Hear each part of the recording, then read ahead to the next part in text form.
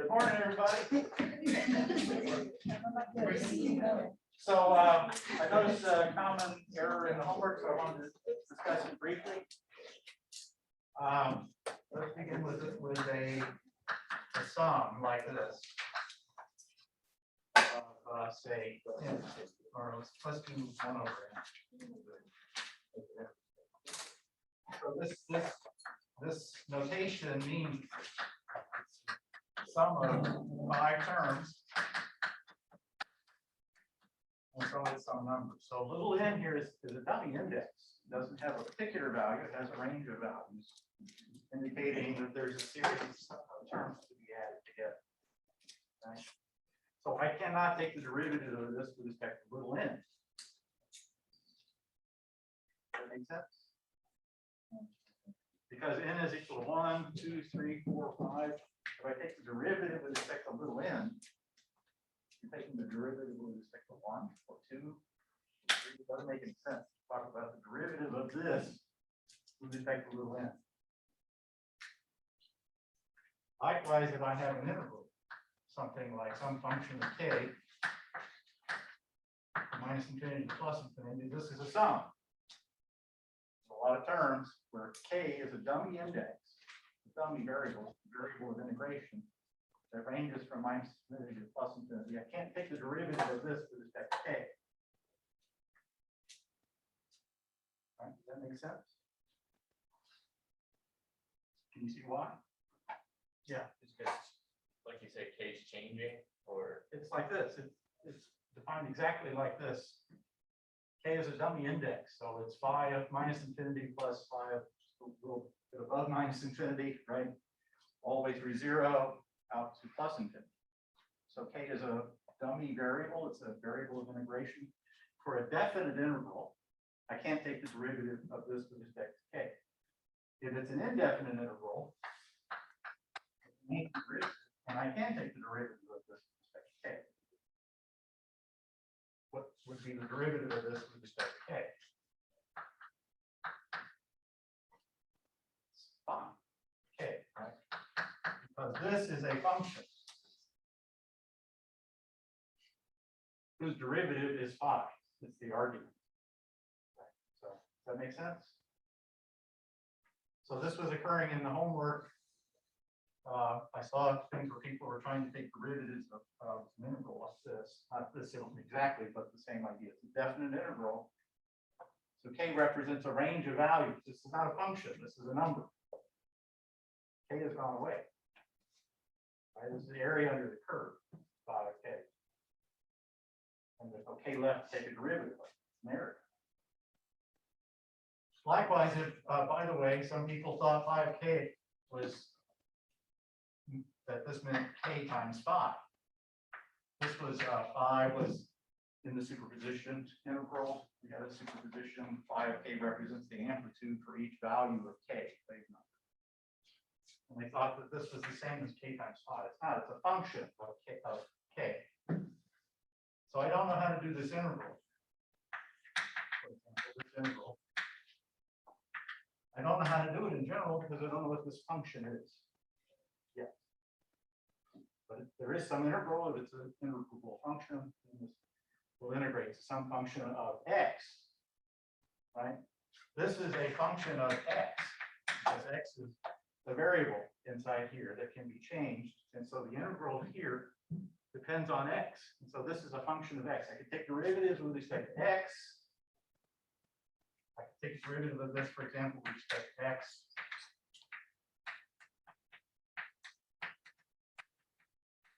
And I bring down then an integral here, so I bring down an ik. dk. Okay, now I is a constant throughout this, so I could, then it's a sum, so I can factor out common factors for all terms. So I can pull the I out, but I cannot pull the k out. Part of the integral. Okay. And this, again, this is an argument. This is some function by k. I don't know what it is. It's a general function. It's a homework problem.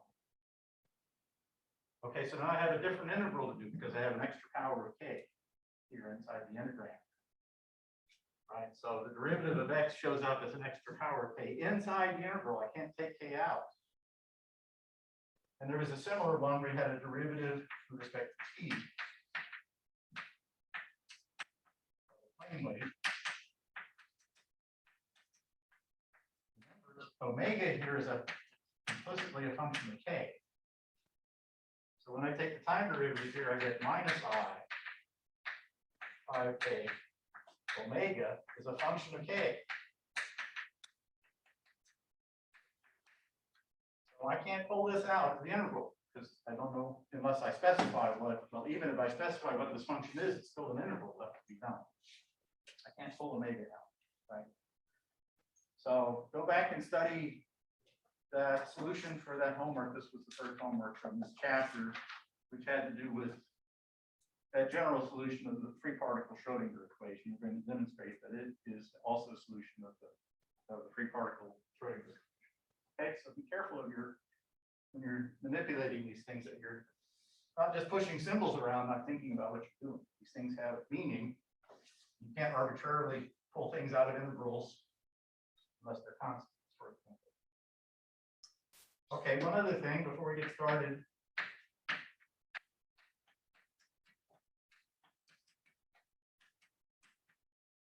We're to psi throughout all of this is a function of x and t.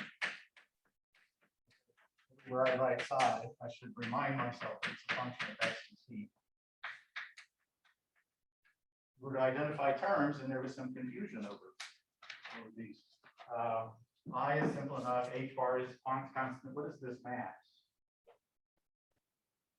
The mass of the particle. Mass of the particle, not the wave. Guiding wave, if it has a mass, we don't know. The mass of the particle moving under the influence of the guiding wave structure. This is a potential energy, right? So this potential energy, for example, if I have a particle moving in the gravitational field, what would be the potential energy some distance h above the floor?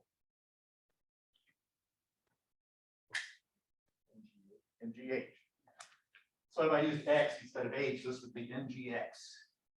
Potential energy for the particle of mass m at some location. What is psi of x and t? It's the wave function. It's not a plane wave. The plane wave was a particular solution for a free particle. And he starts the chapter talking about a free particle. And then he says, this is going to give something, this is going to be related to the total energy, this term, and we'll see how today. This is something related to the kinetic energy. This is something related to potential energy. So the idea is that the thing that's related to the total energy has something like a kinetic energy and a potential energy related to those things in it. Okay, so it's an expression of total energy, kinetic plus potential. Yes. What's a plane wave again? So it's a particular solution to a wave. Yeah, for the free particle Schrodinger equation, V is equal to 0. Potential, there's no potential energy, so potential is 0 everywhere.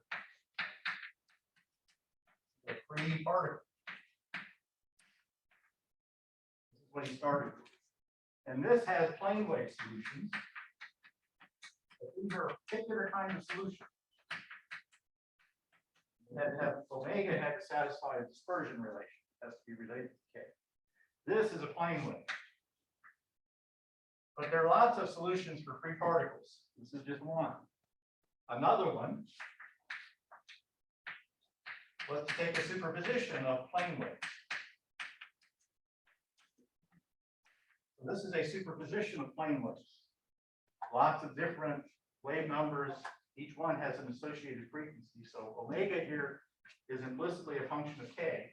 In order for this to solve this equation for a free particle, omega has to satisfy h bar k squared over 2m in this interval. Not an easy integral to do necessarily, right? In principle, there it is. Okay.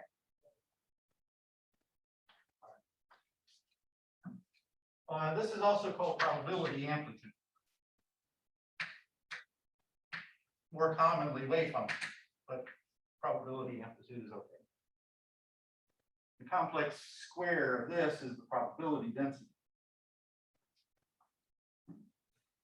Okay, any questions about that? Study the solutions. Make sure you can identify the parts properly. This is a more general equation because it represents a particle moving under some force, conservative force, for which there is a potential energy. Okay. Now, you remember we talked about a string under tension, like a piano wire. And we wrote down the wave equation for an infinitely long wire. We didn't consider which was the ordinary wave equation, right? The D'Alembert acting on the displacement as a function of x and t is equal to 0. So we had for a string,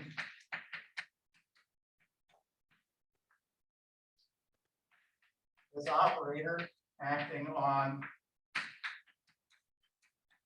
h, where h is the distance from, so h is some function here. This distance h is a function of x along the wire from 0 to L.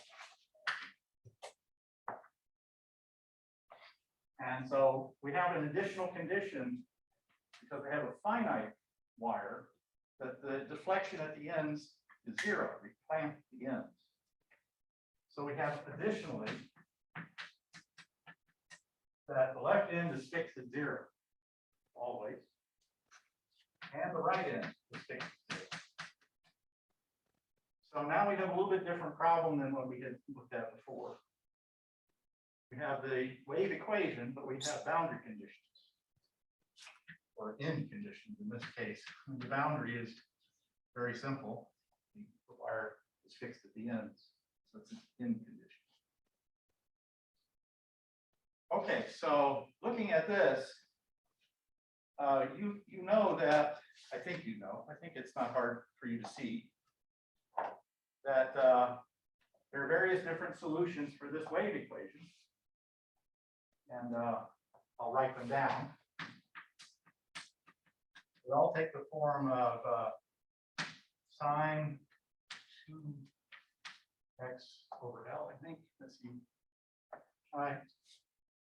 Pi in x over L times cosine of omega in t, where omega n has to satisfy that dispersion relation, right?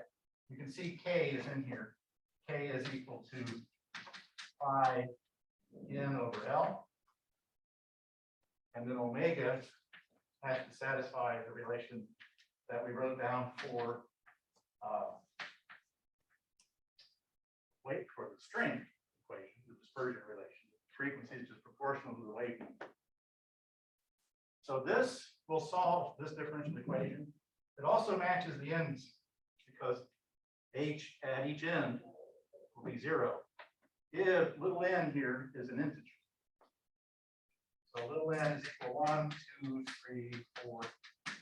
There's no limit to how big n can be. Okay, so I'm showing you on the screen up here the first 4 solutions. N equals 1, n equals 2, n equals 3, n equals 4.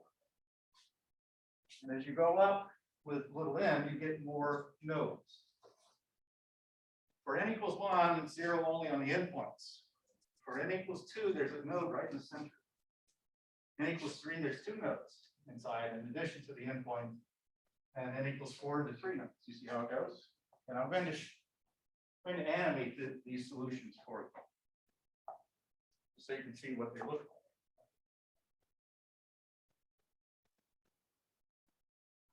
There we go. I got to slow it down a little bit. Ignition's jerk because it's going too fast. Here, let me turn off the light so you can see this better. It said node. What's that?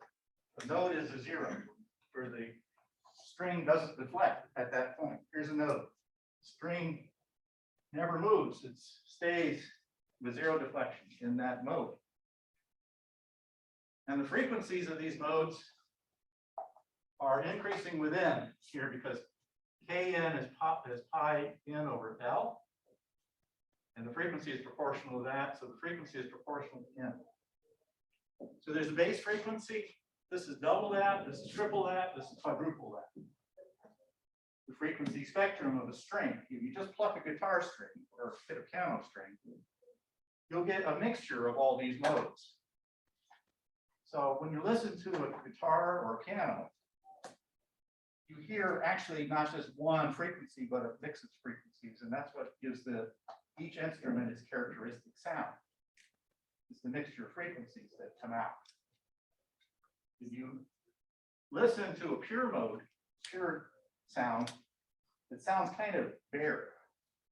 Hard to describe. I think I've got a place on the later homework where you can listen to these pure modes.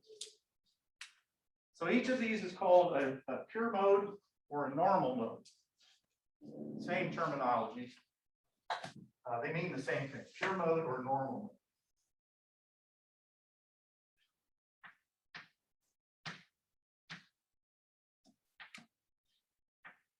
Pure makes sense to me because you're talking about one frequency. So if you excite one of these by itself without having other modes coming in, you hear that pure mode, and it has a very, it's not a very rich sound, very bare sound. Yes, ma'am. When you mean like you're hearing a bunch of different frequencies, Yeah. do you mean just from one string? Because I know the other strings resonate. Yeah, so let's just do one Just string. from one string. Yeah, you could make a superposition. So I could also have h of x and t be a superposition of these modes. C sub n is the strength of each mode. And then you have sine pi nx over L cosine omega nt. So this is a superposition. Remember, each one of these is a solution, so a superposition will also be a solution. And the terms that contribute, the modes that contribute, each has a different frequency. So you would hear the whole thing together, and that's what gives some of the richness of an instrument, its characteristic sound. Not the only thing, there's the beginning and the end of the sound as well. So this is a sustained pitch. So a superposition then is like this. I haven't drawn a superposition, but you can imagine adding all of these together, for example, and plotting that, and that would have lots of, wish I had done that. Yeah, I don't want to take up time doing it. I'll do it for next. Okay, so anybody, yes, ma'am. What was the equation for omega n? I missed it.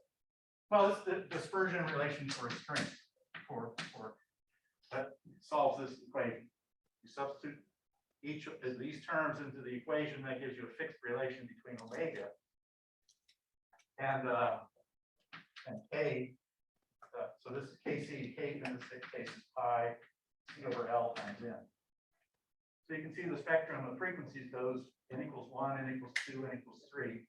So the base frequency, the lowest mode, is pi c over L, where c is the speed of the sound in the string, in the wire.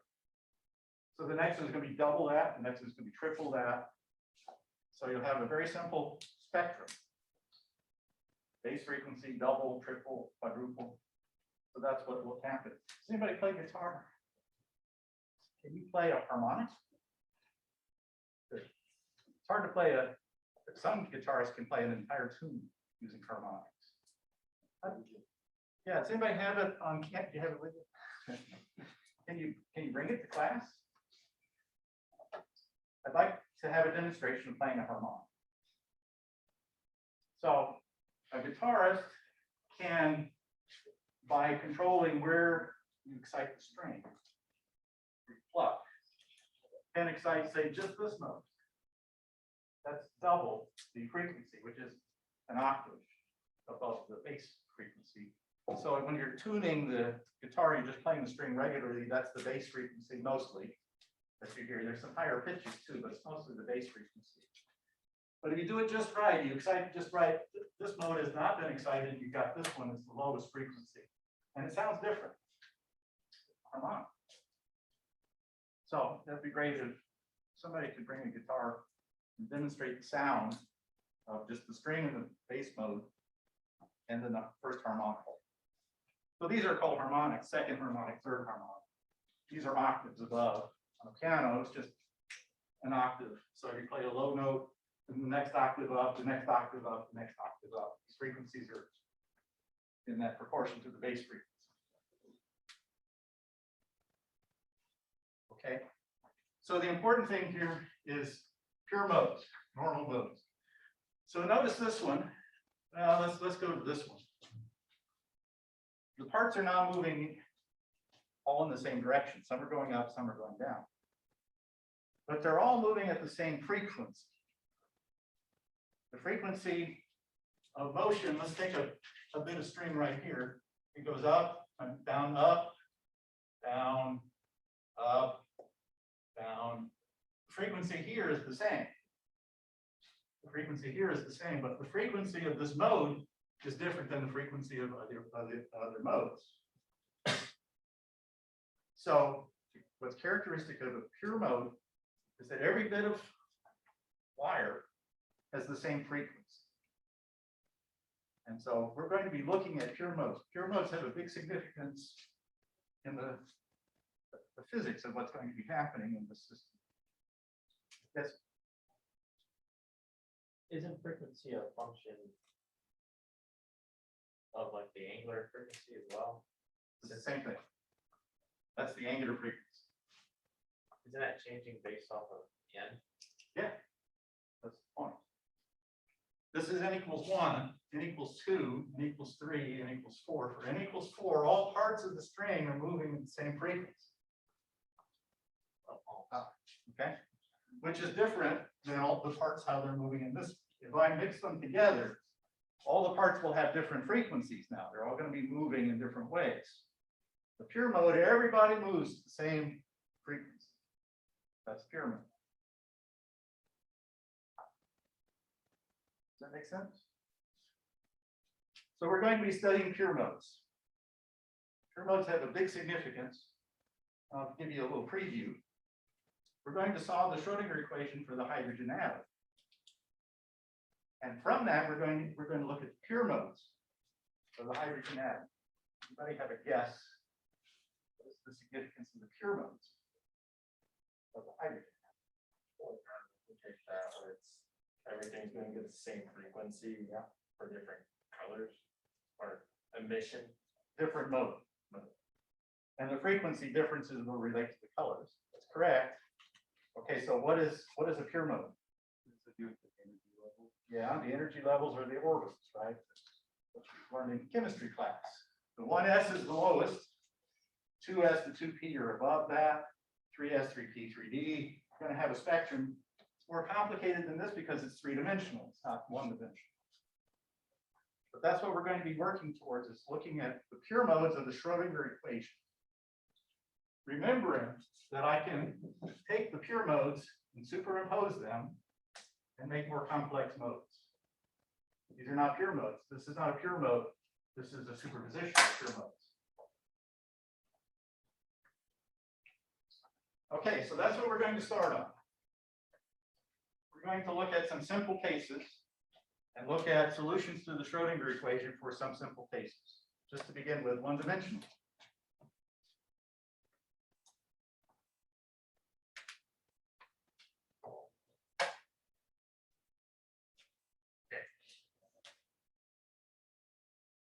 All right, so let's write down the Schrodinger equation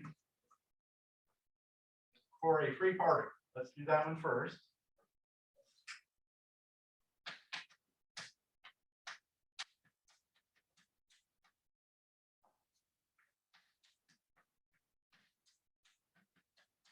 Potential is equal to 0. So free particle, I call it a free, is equal to 0.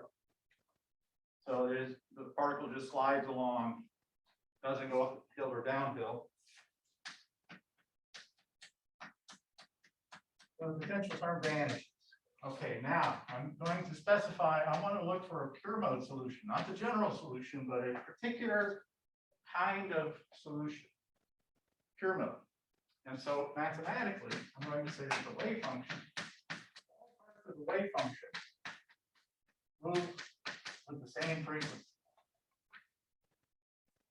Just one frequency.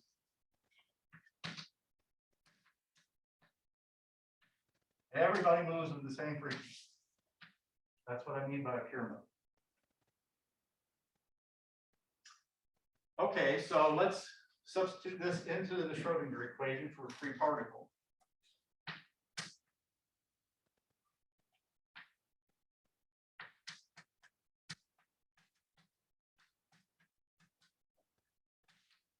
Let's do it this way.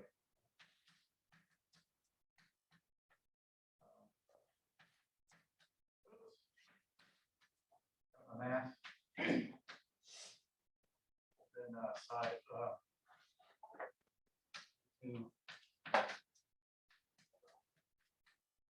Okay, so this piece, which is this is a product of a function of x and a function of t. The derivatives on x act only on the function of x.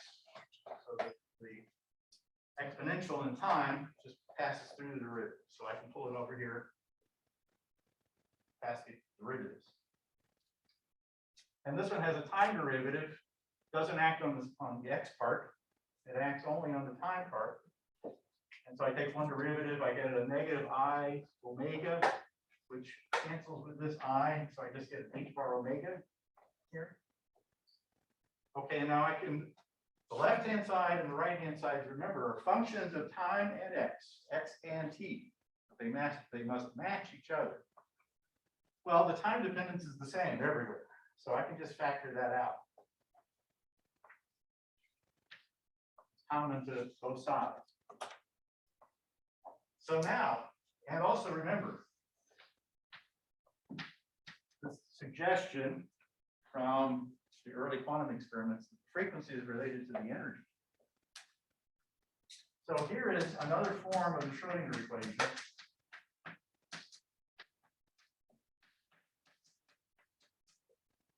This is the pure mode. So this is called the time independent Schrodinger equation. And this is the time dependent Schrodinger equation. So I can go from the time dependent Schrodinger equation to the TDSE. Time dependent Schrodinger equation to the TISE. By going through the steps of looking for a pure mode. So the TISE is a special case. I'm looking only at pure modes. This thing's in your way, I'm sorry. Can you see it okay? Notice also we've taken a differential equation which has two variables, and so it's called a partial differential equation because the functions are both of x and t. But I'm now reduced the problem to one of looking at a differential equation. It's called an ordinary differential equation. So this is an ordinary diffie because the time dependence has been specified. Now you might think that, well, what good is this if I got to solve this? But it turns out I can superimpose these solutions to this equation to get solutions to this equation. And that superposition is going to come in really handy. Just like I could take a guitar string and excite it in lots of modes at the same time, I can take pure modes and superimpose them to get general. So this is really going to be handy for us. I'm not going to prove that statement that you can take the pure modes, superimpose them to get all of the solutions to the time dependent Schrodinger equation. I'm not going to prove that to you, but there is a mathematical proof. Okay, so now we've converted it into a much easier problem to solve. It's an ordinary differential equation. Okay, so we have this psi double prime of x is equal to minus 2mE over h bar squared on psi of x.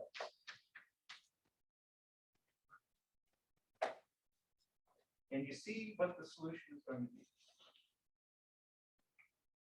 Should start to beginning to look familiar. It's a simple harmonic oscillator, but in X. Cosine, second derivative of cosine is negative cosine.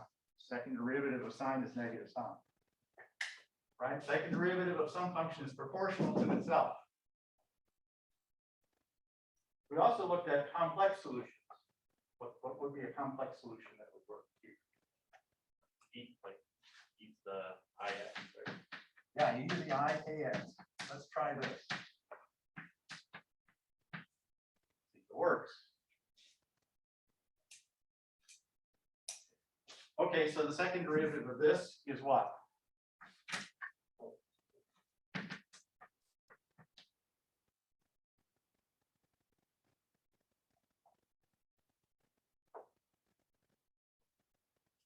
Negative k squared. Good.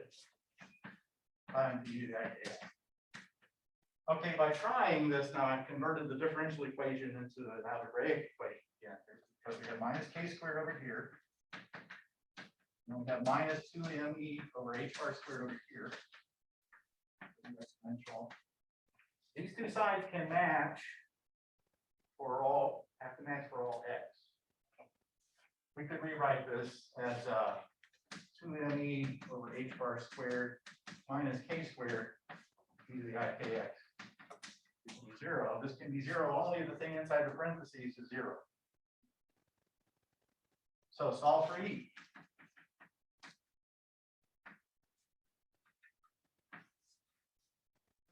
Well, we saw that one before, right? This was a solution to the free particle Schrodinger equation. We're just recovering something we've already seen. We just did it in a way that's not quite so familiar. We first started looking for pyramids. And remember, this is related to h. This is h bar omega. So omega is equal to h bar k squared over 2m. That's the dispersion relation for a free particle. For the Schrodinger. Okay, so now we have this guy. It's going to be e to the I kx. When we come back over here, and remember, we could multiply it by this time dependence to get back to the original wave function of time and x. So it's e to the I kx minus omega t, where omega is a function of k. Bingo, this is the plane wave. It's a particular solution. That is, it's a particular solution for the free particle. It's a pure mode for the free particle. So this is the free particle pure mode.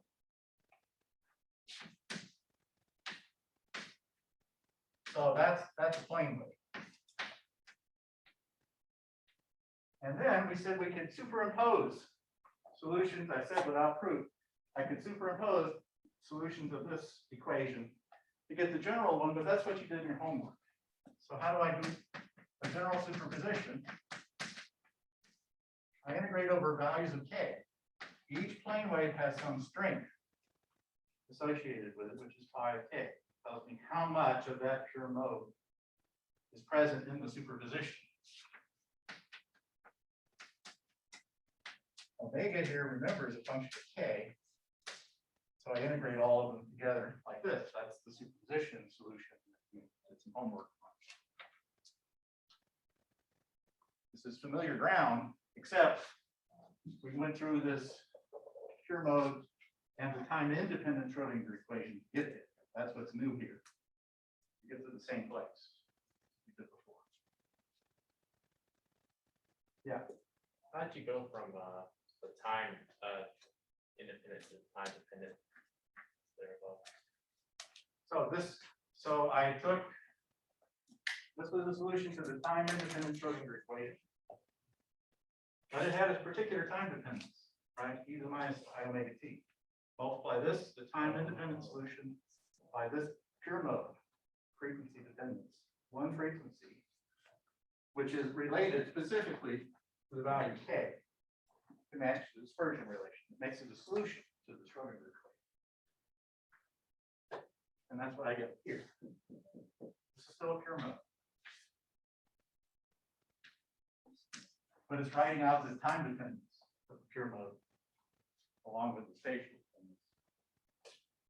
And here, this is a superposition.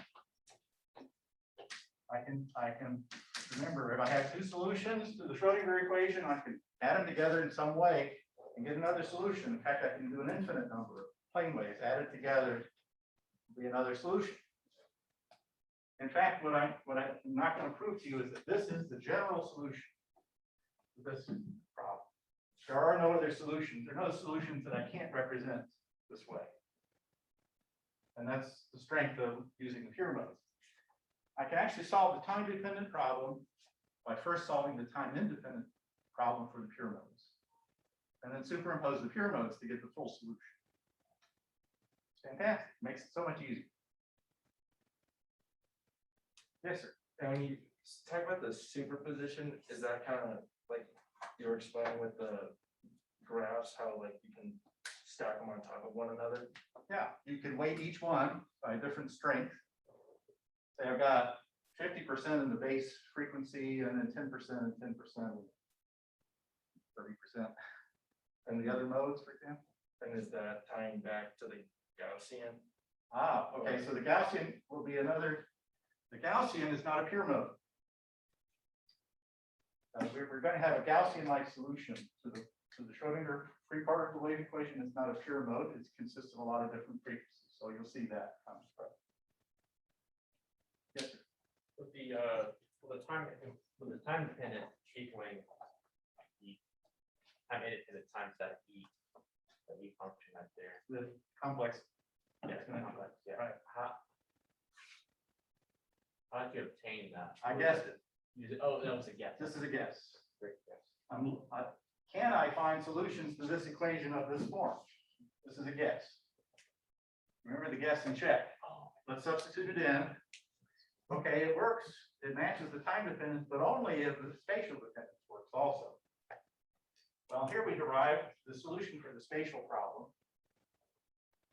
Bingo, here's the harmonic oscillator thing, right? And I keep seeing it over and over again. And notice that K here is real, right? K is real. Yes, ma'am. What's the difference between capital psi and lowercase psi? Yeah, so he uses this in the book as well. It's pretty common. Capital psi for the full solution, depending on x and t. Little psi for just the x part. So little psi will occur in the time-independent Schrodinger equation. Keeping in mind, you're going to multiply it by the time dependence to get the full solution for the time-dependent Schrodinger equation.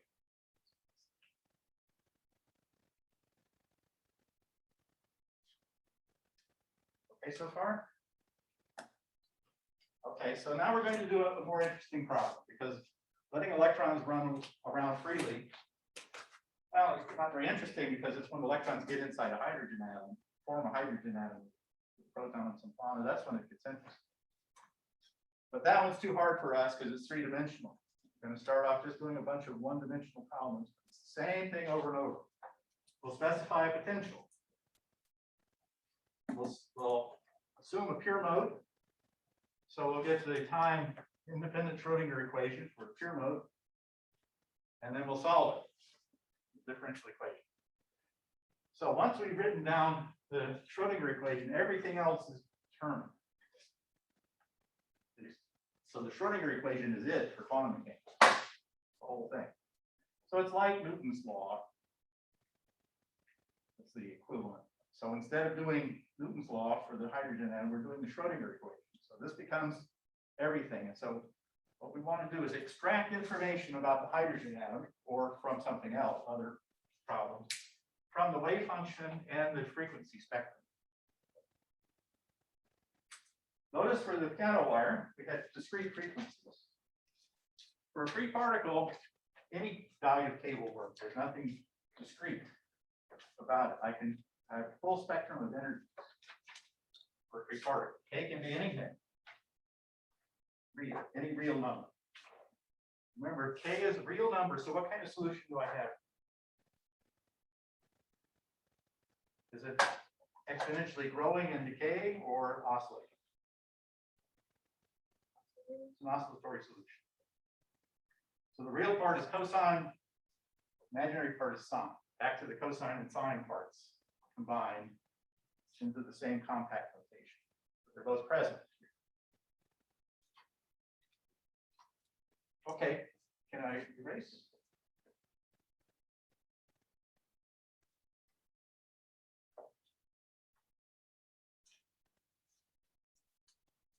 So I'm going to do another problem here. And in fact, that's a lot of the rest of the course is going to be learning how to solve the Schrodinger equation for different situations. So now I'm going to do a particle in a box. I'm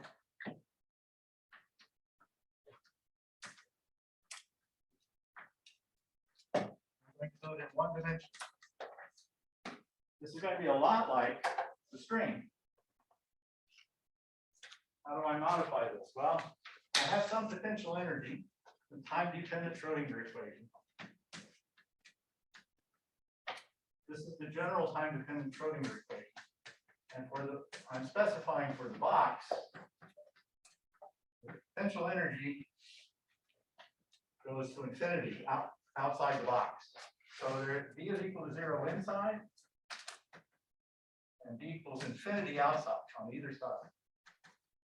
So that makes, it forces the electron to be inside of the box because it can't climb the hill. It's an infinite hill, so it's stuck inside the box. So this is a simple one-dimensional problem.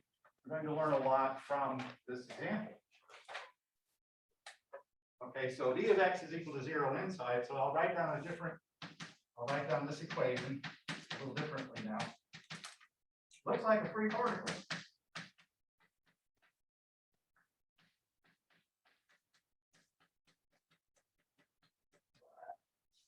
This is inside, so x goes from 0 to L. So this now we're looking at solutions only inside the box.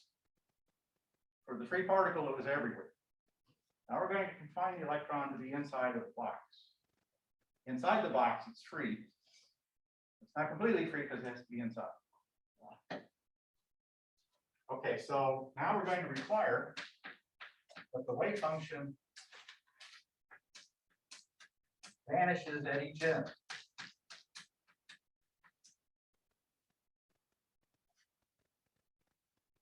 It can't penetrate the wall. This thing is in the way. So the probability of being outside the box is 0. The probability is psi star psi, the complex square of psi. Wave function is going to be 0 outside the box. So we're going to say psi is equal to 0 for x outside.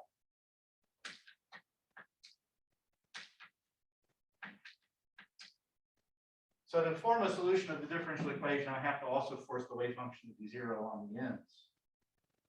I can show you, I'm not going to spend time to do that you don't actually get a solution unless you force the wave function to vanish at the end because it's 0 outside.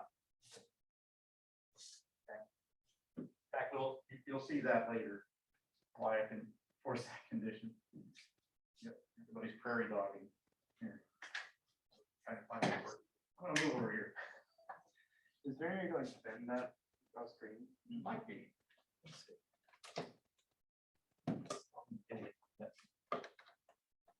That's a little better. There we go. That's better. Hot dog.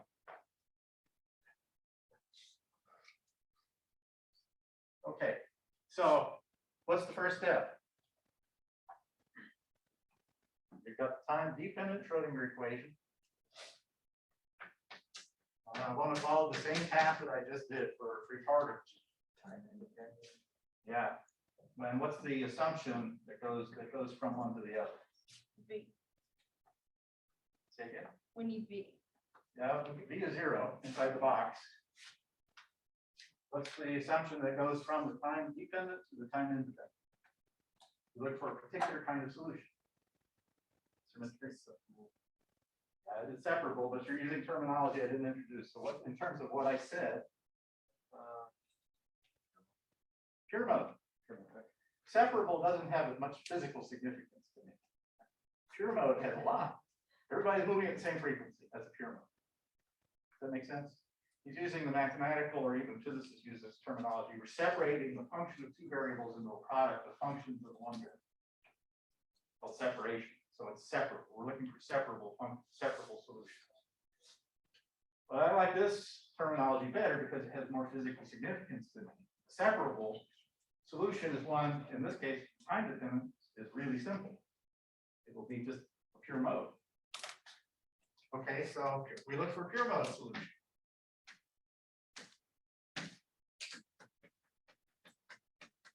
What do I write down?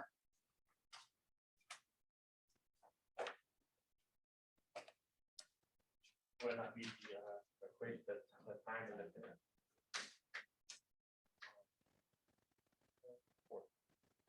e to the negative k. Omega t, the time dependence is this. Everybody's got the same time dependence. That's pure mode.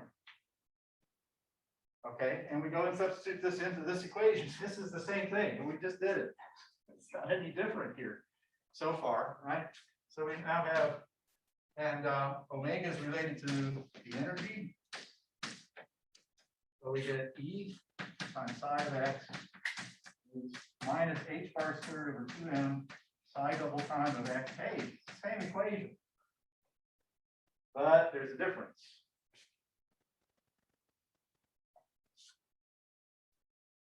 What's the difference now? Let's go back to this. Cosine doesn't work Yeah, why doesn't the cosine work? because it's not zero Zero in the end. We have the boundary condition. unless you mess with the zero in the L. So the boundary condition here on the spatial part is that it must vanish on the ends. We didn't have that for its free particle. This is what binding the electron, the particle, into a box does. It changes the boundary condition. So it changes the wave equation inside the box. Looks exactly like a free particle, but we require the wave function to vanish on the ends, like the piano wire. Or the first. And now we're going to get only certain values of frequency. We'll get a discrete spectrum now. So what we did was, when we confined the electron to some region, that's when we got discrete frequency. And this is the uniquely quantum aspect of the Schrodinger equation. That is, if the particle is free, it can have any energy it likes. Pure modes, there are all kinds of pure modes. Once we confine it, there are only certain pure modes that are going to come out. And so the general solution is going to be a superposition of discrete frequencies. Okay, so let's work on this then. So let's try, yeah. How did you obtain that equation? I just substituted in here. So you just plugged it in and Yeah. solved. Right, the time dependence here gives you h bar omega, time derivative. And you're saying the issue is that that solution is not true for at 0 and at L. No, I said this is the equation along with boundary conditions. So we have to look for a solution now which satisfy the boundary conditions, which we didn't have before. We had e to the ikx was a solution, but e to the ikx doesn't vanish on the ends. E to the ik0, e to the ikl, in general, it's not zero, it's a complex number of magnitude 1. So e to the ikx by itself doesn't work. But we could take superpositions, e to the ikx and e to the minus ikx.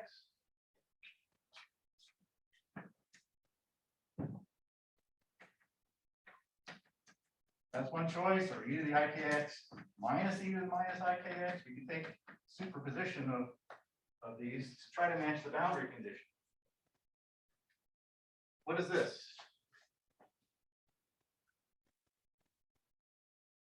Complex conjugates. Two cosine. That's not going to work. Cosine is not going to be zero on the ends. It might be zero on the right, but it's not zero in the center that x equals 0, right? Cosine of 0 is 1, so it's not going to work. But the other one, what is this one? In terms of the trig function. Say again? Yeah, it's 2i times sine. So within a factor here, that stuff out front doesn't matter. I haven't told you how to find the stuff out front yet. The constant out front, but sine kx. That's what we're looking for. Substitute sine kx into here. You get the same thing as before. B is equal to h bar squared k squared over 2m.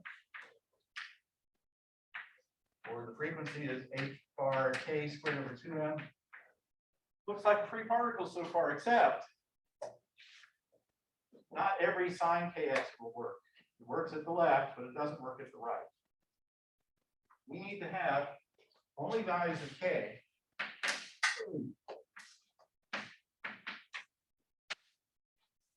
which also satisfy the right side boundary condition.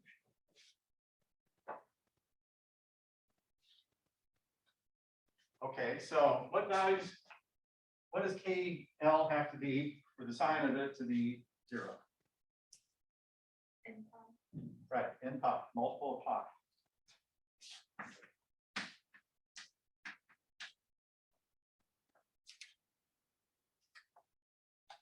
So, and where n is an integer, not 0, but 1, 2, 3, 4, n is equal to 1, so forth.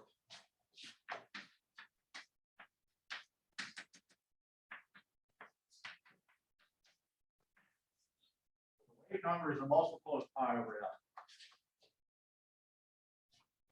Now let's go back and remember wave number was like a spatial frequency.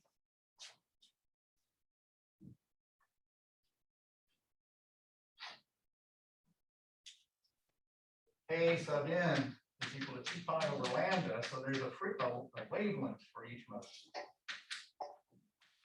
Let's solve for lambda. So lambda then is equal to L, 2L over n. That just means that the half wavelengths, or a better way to write it, is lambda over 2. Yeah, let's write it this way. N lambda over 2 is L. That means the half wavelengths have to fit inside the box. That's how I made those modes that I showed you. Base mode, next mode up, next mode up. The wavelength, half wavelengths, are integer multiples of the half wavelength is L. In other words, half wavelengths have to fit exactly into the box. And then I can get a node at each end. 0 at each end. Okay, so let's go back to here. Here's the frequency that I get and the energy that I get. So here's the energy.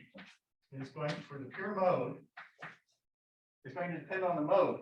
The modes are indexed by an integer. These are called quantum numbers. N is a quantum number.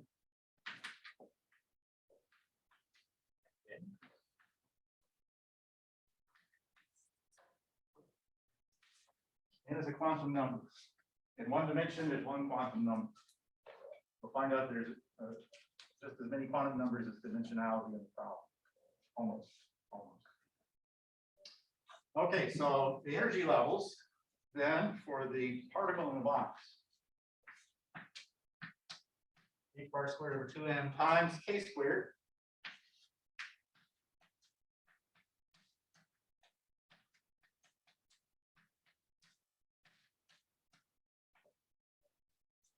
Where n is equal to 1, 2, 3, 4. So the ground, it's called the ground state. The lowest mode, and equals 1. The ground state energy is h bar squared over 2ml squared. There's no solution lower than that. That's the lowest energy. Notice what comes into it, the mass of the particle and the size of the box, and Planck's constant. If Planck's constant is small, it is small. And we're talking about a small energy. It's not something you're going to feel when you're walking around in this room. Because you have a big mass, the room's pretty big, and h bar is really small. So you're not going to notice the quantum effects yourself walking in the room. This ground state energy is really low. How about the next one? The first excited state. This is the first pure mode above the ground state. This is going to be 4, E1. So the spectrum goes 1, 4, 9, 15, 25. See how it goes? So E sub n squared times E1. This is true only for the particle in the box, PID, particle in the box. That's the pure mode spectrum. I kept you up late, sorry about that. But I thought you'd want to see the end here, it's pretty neat.